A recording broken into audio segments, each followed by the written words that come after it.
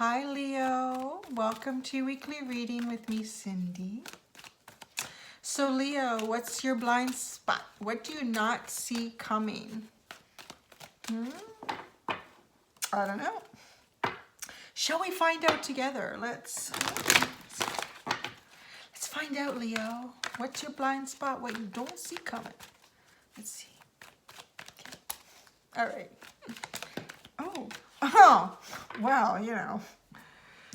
It's just good to be a Leo these days, apparently. Okay. Oh, you got this, man. Like, you totally got it. It's all yours. Whatever you want, that's it. End of line. Okay, that wasn't even a minute. There you go. Okay. Until next time, be gentle with yourself. No, I'm just kidding. That's a good card. I really can't find any complaints with that card. But this is your blind spot. You don't see it coming. So perhaps there's something you've been working on, trying to achieve, trying to make progress in. Ain't been happening. But guess what? The universe is providing some good stuff for you. You're going to be victorious. Oh, at the bottom is blossoming abundance. Oh, this is just the start. So this is just the start. Wow. This is looking good. Let's see. I'm going to now shuffle the Unknown Animal Spirit deck. I'm going to do one more big shuffle. I'm getting the message, you are moving into a spring. So that's interesting because I just did Cancer and they were in a winter season. But to have hope because things are about to get better, I feel like you are literally on the edge of spring. Like things are about to start happening, growing, moving forward where they were not before. How does this energy, how does this victory come to Leo? How does this victory come to Leo? How is this victory coming to Leo? Oh, interesting. The Moth.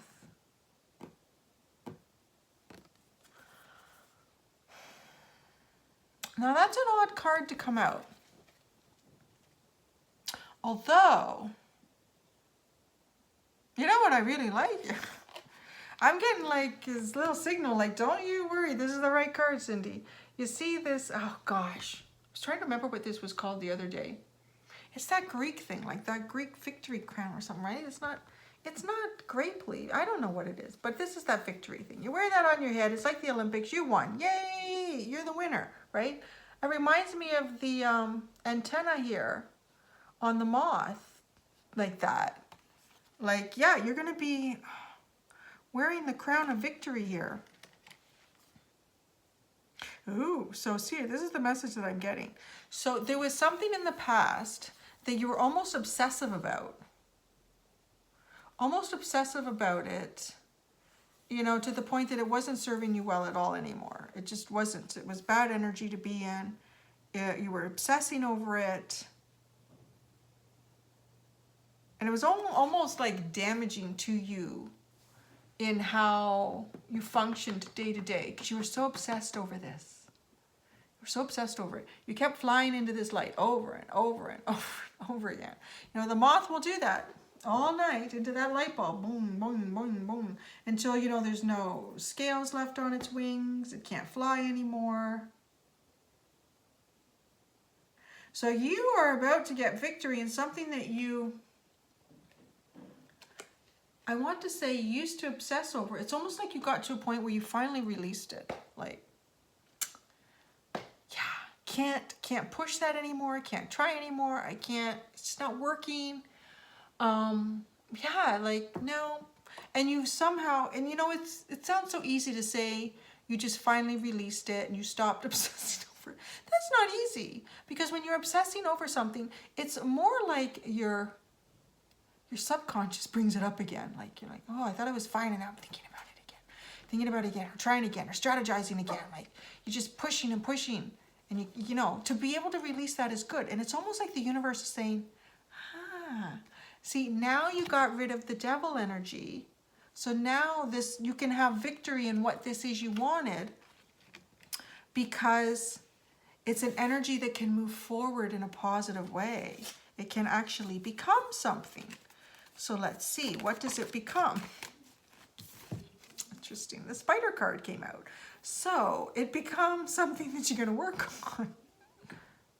Okay, so the message I'm getting is, like, because it is blossoming abundance. It is blossoming abundance. It's starting. Like, this is the start of it, okay? So because you released that obsessive energy around it from the past, now it comes forward. Now it comes forward for you to have victory in it, right? But it's, you know, you still have to put the work in. And look at the card that's underneath is the action card. You will still need to take action when it is time to take action in certain, the right timing. And it's just, you're just gonna know it. Like, if you're in a situation where this is finally presenting itself and, oh, I just have to move towards it and to do that. Like, you know, that's the work here. But it's gonna feel good. Like, when the spider is working, the spider enjoys what it's doing. So this is coming to you. You're going to have to work on it, but it comes through you through something you enjoy anyway. So it's not going to really feel like work. It's not really going to feel like work. It's at the bottom. The horse is at the bottom. This is a very stable energy, yet it moves forward quite quickly. Interesting messages, like stuff coming in has been very interesting. So let's go into the tarot here and learn more about your victory.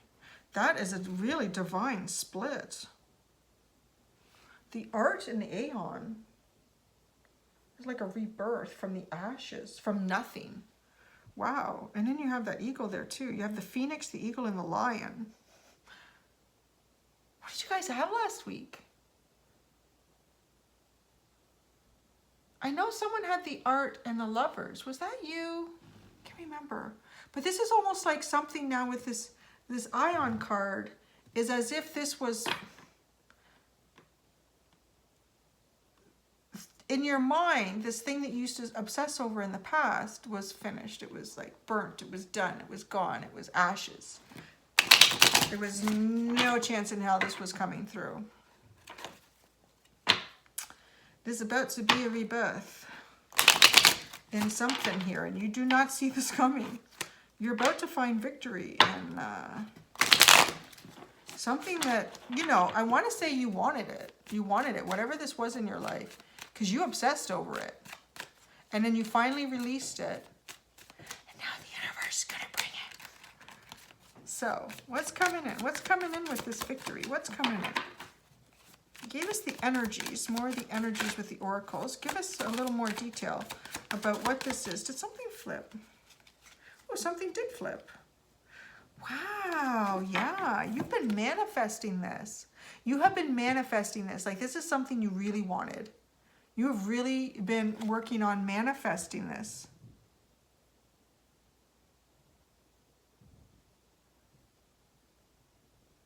There's a golden egg here. I never noticed he had a golden egg.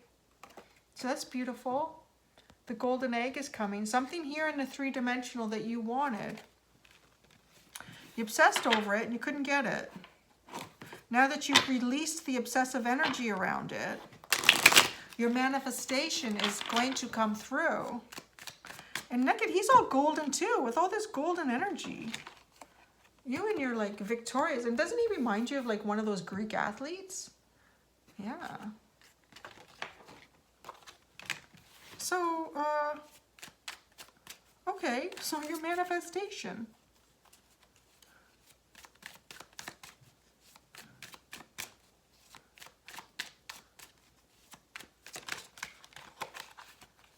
Really, okay, sorry.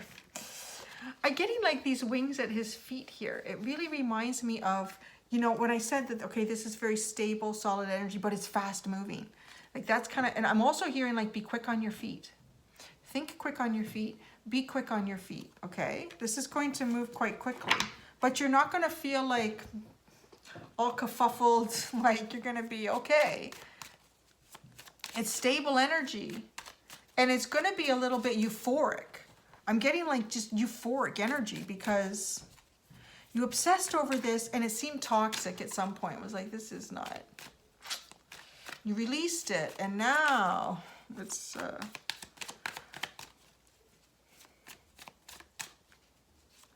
almost like... I don't know how to... I can't really... It's literally something you wanted so badly that it became obsessive. And you didn't get it. It wasn't happening. You couldn't complete it. You couldn't achieve it. It wouldn't move towards you. You moved right. It moved left. You moved left. It moved right. It was like the universe is telling me no, no. What the universe was actually telling you was not no. It was like, no, you manifested this, but you're in the wrong energy to receive this. Because this is a divinely guided victory here.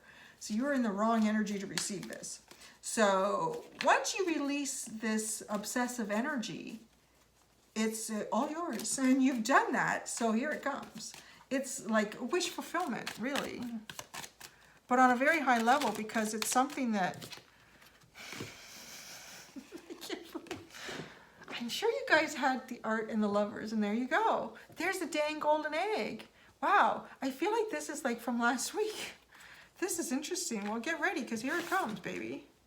I don't know, it's only like an 11-minute video at this point, but I don't know, what should I ask? Like, it's pretty clear.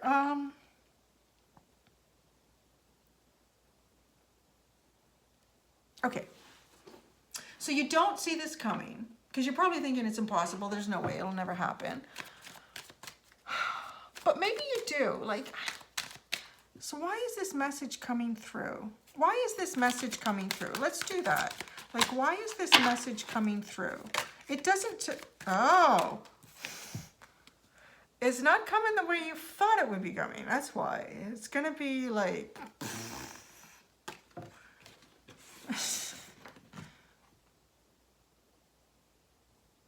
but look at that. Look at what's there with the Tower moment. It is a lion. It's like a weird energy snake with the sun and the lion.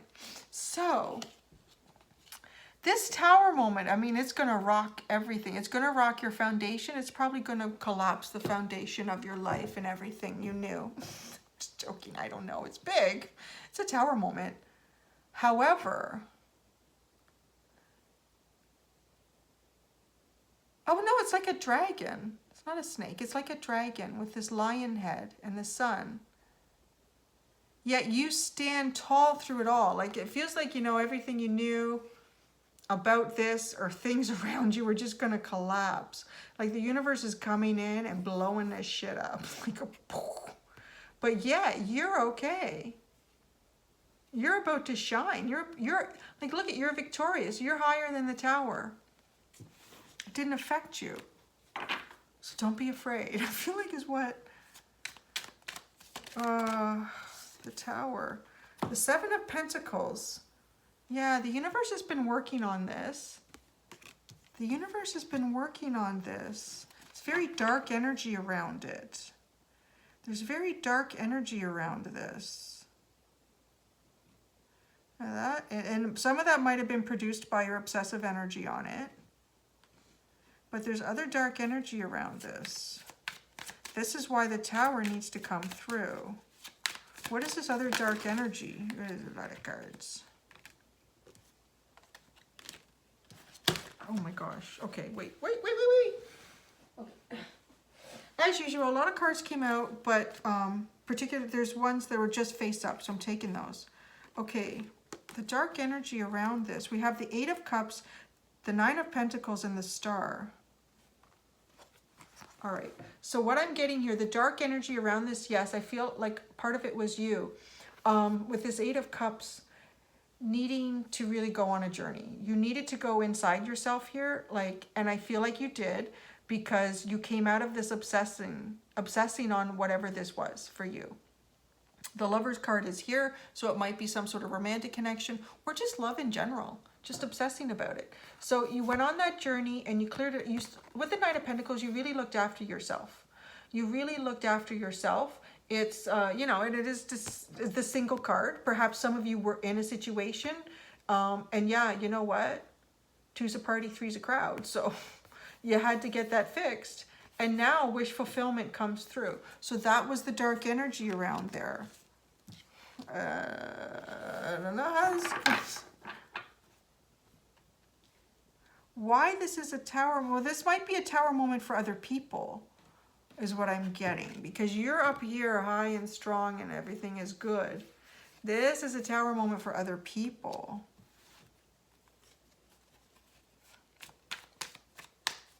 What else do we need to know about this tower moment? What else do we need to know about this tower moment? What else does Leo need to know about this tower moment? I cannot make this up. The Two of Cups. This is cray-cray. Oh, my son gets mad when I say that.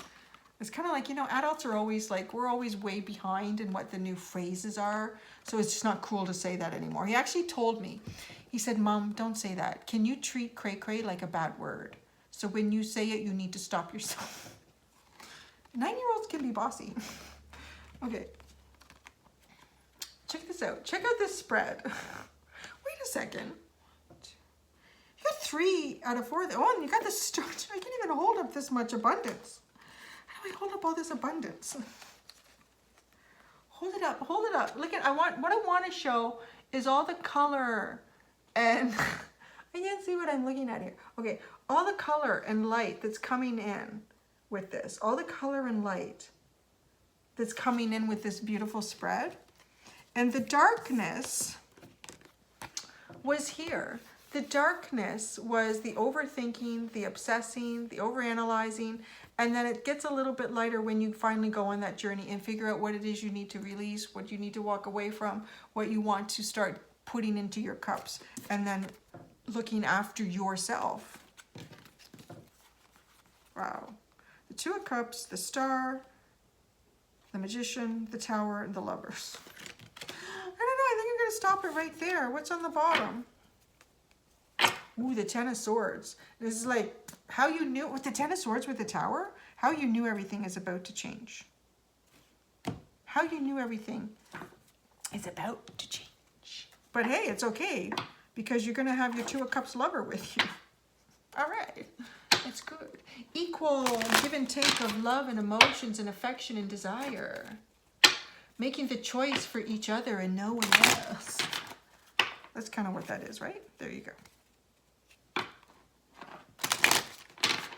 Interesting. Oh yeah, so I'm going into this Elki Oracle. She who what is the message for you? What is the I want to call it kick-ass divine feminine energy. Oh, you got she who listens, Hannah, understanding, witness, compassion, and she who surprises, Breeze, surprise, discovery, revelation. Wow, that kind of sounds like it with that tower moment. So I'm going to read to you from the book, each one. Hannah is here first.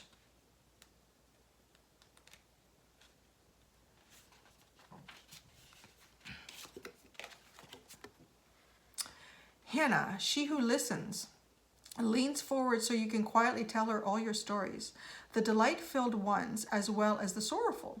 She invites you into her tent for privacy. You will not find judgment when you sit with her.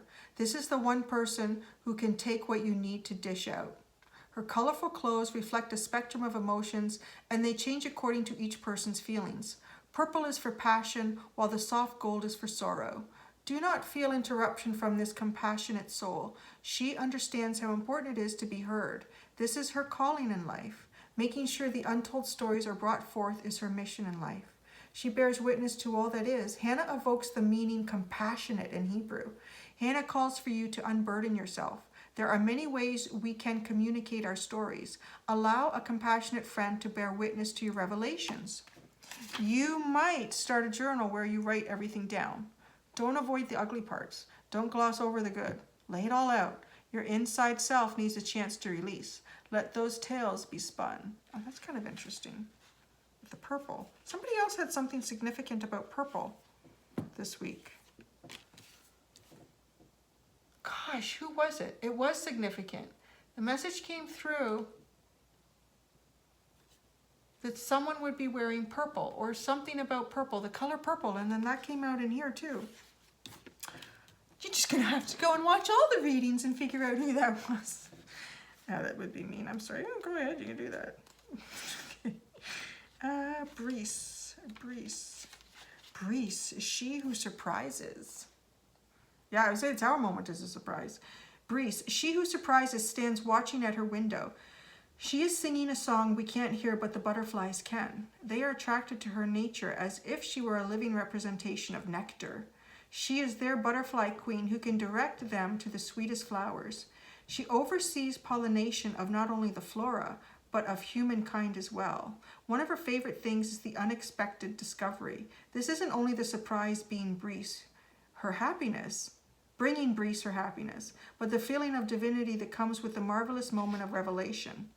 When this card of surprise shows up, expect the unlooked for moment, which is kind of funny because this is your blind spot.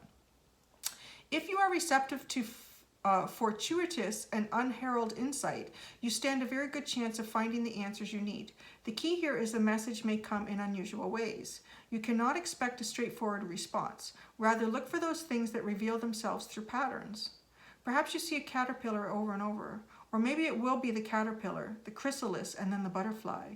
Whatever the symbol is, don't worry if you don't understand it in the moment. Sometimes discovery comes only after we have assimilated the knowledge deep within ourselves. We must allow the process to unfold. Forcing it may ruin the moment of sacred surprise. Yeah, there's some kind of surprise coming for you. I'm telling you. It's pretty hot. Okay, Leo, look at that. It turned into a much longer reading. Like it kind of just stopped right at like 1 minute or 40 seconds, whatever it was. So, great. Have a good time with that, Leo. Until next time, do be gentle with yourselves. Bye.